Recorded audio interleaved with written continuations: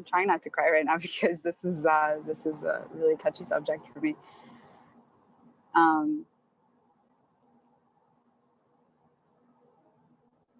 What is your hope for the children of Yemen? when the UN announced that like there was over 400,000 children that could die from starvation and malnutrition due to the blockade, they said that that was within the coming weeks or months that the blockade started. Um, and those weeks and months have already passed. So we believe we don't have the statistics yet, but we believe many of those children have actually already died.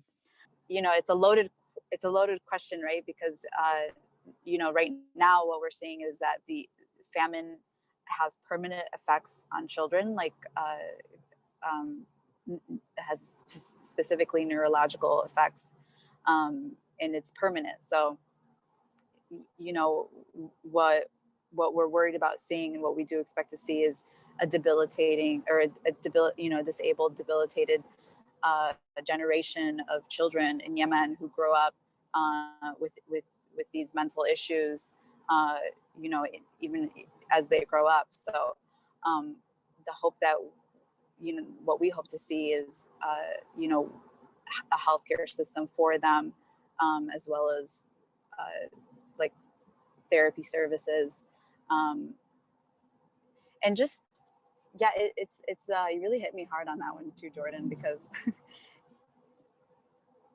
you know, like a lot of the work that we did during DC kept in mind of the children that we work with, or the children that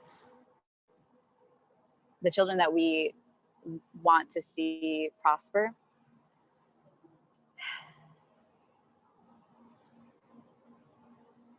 I'm trying not to cry right now because this is a really touchy subject for me. Um,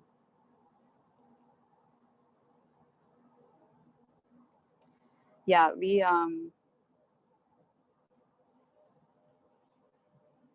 were actually talking about this right before we left DC about what exactly liberation looks like, and what exactly is liberation. Like when we talk about it, it's in the name that we organize, um, and it's not a specific pinpoint. It's not a specific moment where people can just like say that this is the moment we're liberated.